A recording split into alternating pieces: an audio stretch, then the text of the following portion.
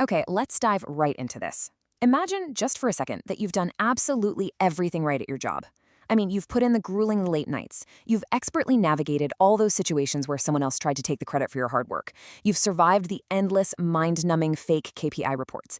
And finally, after all of that, you've earned the promotion you absolutely, undeniably deserve. It's done. The email officially making you the new strategy lead has been approved and sent.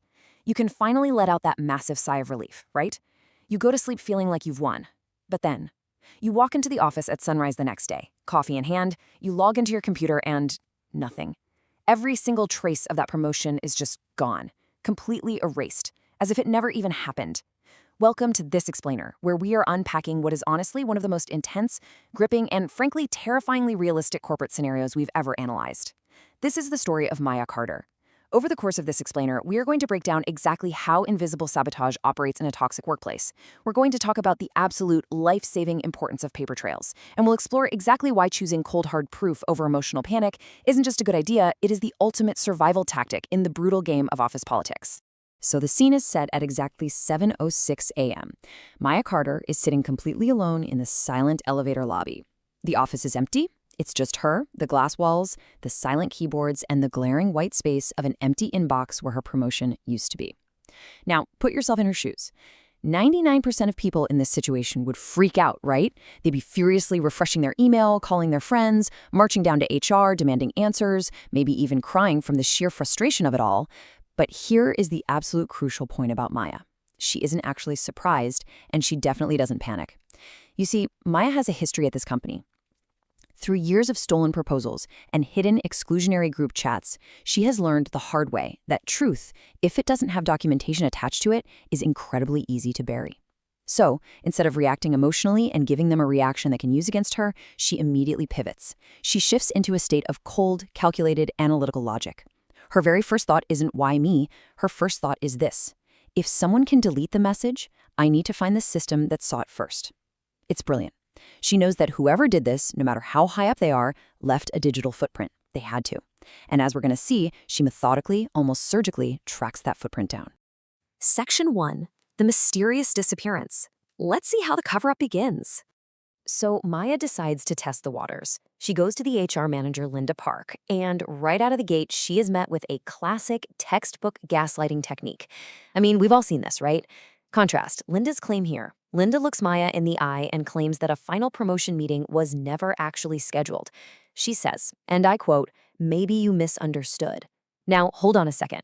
Contrast that with the undeniable reality of the situation.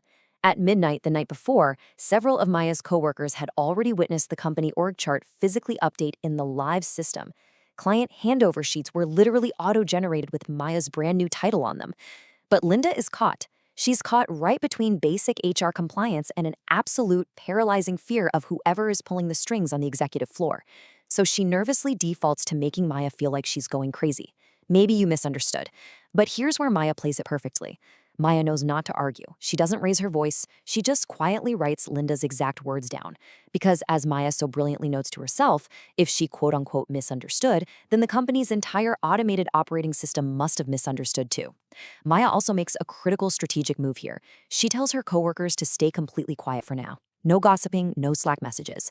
She knows that making noise right now only gives guilty people the time and the warning they need to clean up their mess. Section 2. The digital footprint. This is where things get really interesting.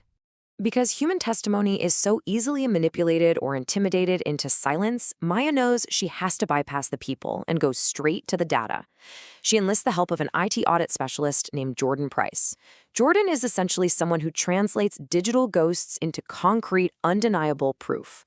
Together, they quietly pull the back-end workflow logs. And what they find is a timeline that reads like a corporate heist. Look at this timeline. At 11:42 p.m., Clara, who is a senior manager notorious for hiding behind process excuses, officially approves the workflow. At 11:42, the promotion is locked in, it's official. But then, just 26 minutes later, at 12:08 a.m., a manual withdrawal is executed in the system, and the system log shows exactly where that kill switch was flipped from, a terminal on the executive floor. By 7:06 a.m., when Maya logs in, the inbox is swept clean. Think about the implications of this. This was not some week-long bureaucratic delay. This wasn't HR dragging their feet.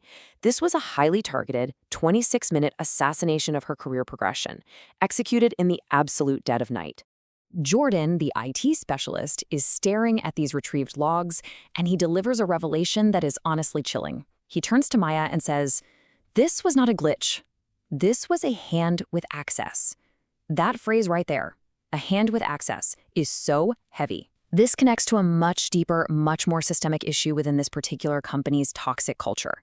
Based on our analysis of the source material, this is a workplace where executive accounts and security badges are frequently used as digital masks. Management uses them to hide their tracks, assuming nobody will ever dare to audit them. This proves beyond a shadow of a doubt that what happened to Maya wasn't just a technical error. It wasn't a server malfunction. It was deliberate, premeditated sabotage by someone sitting at the very top of the organizational food chain, someone who fully believed their executive access made them completely invisible and untouchable. But they forgot one thing. Every system leaves a trace if you know exactly where to look. Section 3, the compromise trap. Now management realizes they have a problem. Once management gets wind that Maya is actually digging into the logs and poking around, they sense danger. And when toxic management senses danger, they bring out the big guns. Enter board executive Victor Hale. Victor is a classic archetype. He's a man who values total control and company optics far, far more than anything resembling the truth. When he realizes Maya might have technical evidence, his tactic is textbook corporate manipulation. It's something we call the quiet settlement. Let's define this because it's a trap so many people fall into. The quiet settlement is when they offer you a vague, non-committal promise. They'll say, "Hey, we'll give you a title later," but it comes with absolutely no authority, and the unspoken condition is that you must give them your total silence right now. Victor, being a smooth operator, doesn't call it a cover-up, obviously, no way. He frames it beautifully. He uses these soft, noble-sounding phrases like, "We need to protect the organization," and "Maya, we just need to let the organization breathe right now."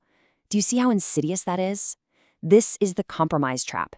It is entirely designed to make an exhausted, frustrated, and deeply wronged employee feel like giving up and accepting defeat is actually the quote-unquote mature professional thing to do. They try to make you the problem for wanting what you rightfully earned. And to make matters worse, they send in Ethan Brooks. Ethan is a former rising star in the company, the kind of guy who built his entire career by taking credit for other people's work and hiding behind soft, meaningless corporate jargon. Ethan corners Maya near the archive shelves and tries a different tactic. Fake sympathy. He plays the friend card. He tells her, "Look, the company is really unstable right now. Maybe timing just matters." He is actively, aggressively trying to make her surrender sound like ancient corporate wisdom. But Maya?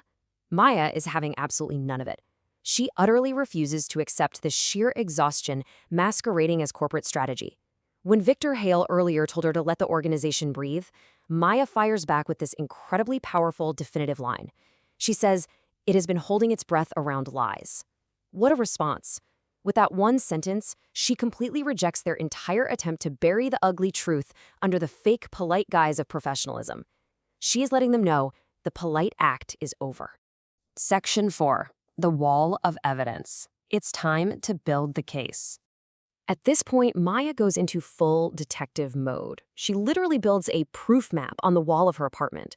It is a masterclass in how calm, methodical documentation can absolutely defeat the hazy fog of corporate gaslighting. Let's break down her exact methodology. Step 1, she quietly secures the private written testimony of the coworkers who actually saw the midnight org chart updates with her own eyes. She locks that down first.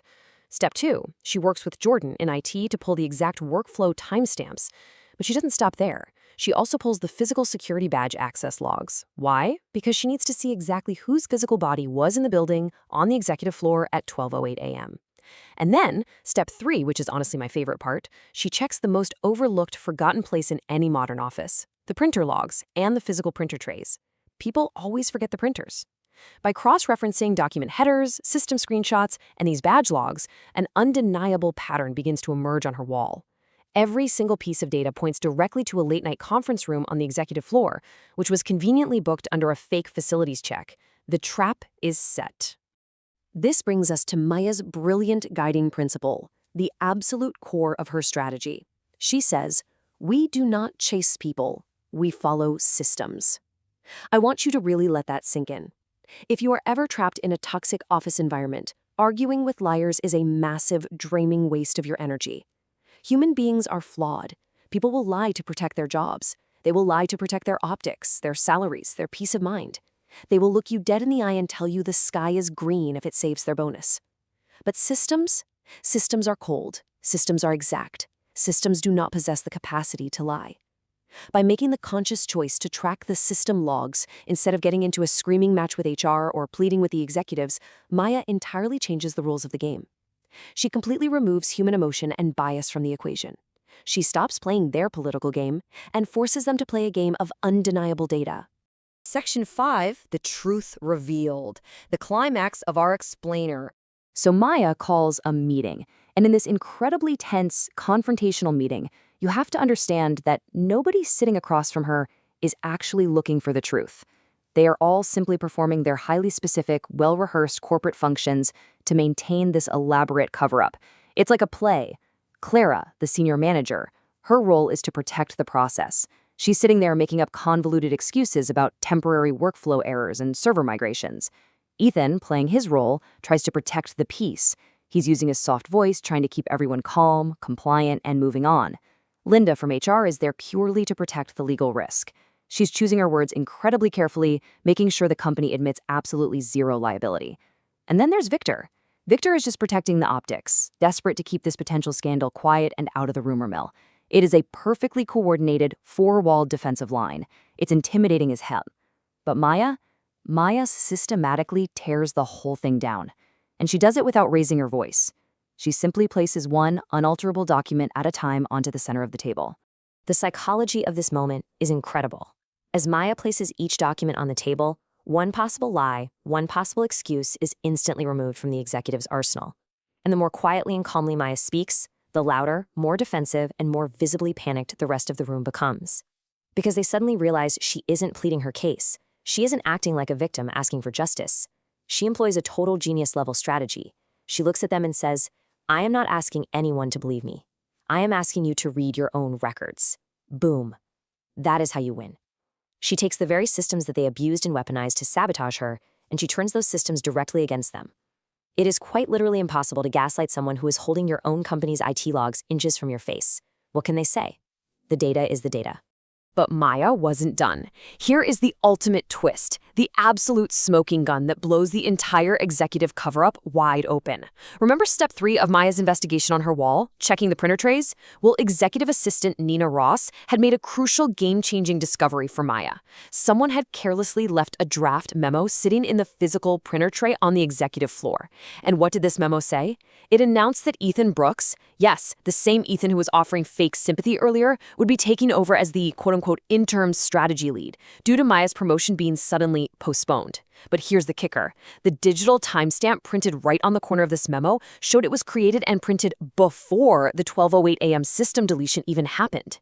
This brilliantly, undeniably illustrates that the sabotage wasn't some sudden panic-driven reaction, and it sure as hell wasn't a system glitch. It was premeditated, calculated planning. Ethan's mask of fake friendly sympathy finally cracks right there in the room. He was the one trying to steal her seat before the seat was even officially empty. So the executives are caught dead to rights. They are staring at their own system logs, their own badge swipes, and their own printed records. They have absolutely no choice left, nowhere to run. The promotion is immediately restored to Maya. But Victor, because Victor is always going to be Victor, ever the protector of company optics, he leans in and tries to fix the situation quietly.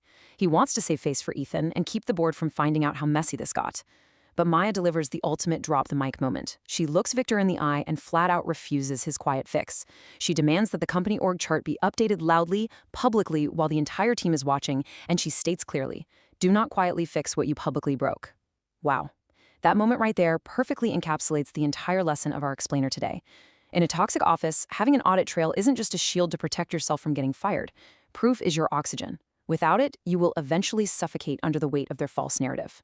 Maya forced them to breathe her truth. So, as we wrap up this explainer of Maya Carter's incredible story, I want to leave you all with a highly provocative question to chew on. Seriously, think about this tonight. If your entire digital footprint at work vanished tonight, your project approvals, your positive client handovers, the emails promising you that raise or that earned promotion, What tangible proof would you actually have in your hands by tomorrow morning? Are you blindly relying on the goodwill and the quote unquote family culture of a company? Or are you actively following the systems?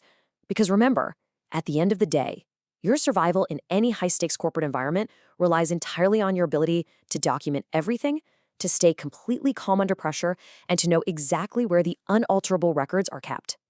Thank you so much for joining me to unpack this fascinating source material. I hope it changes the way you look at your inbox tomorrow. Stay sharp out there and always, always keep your receipts.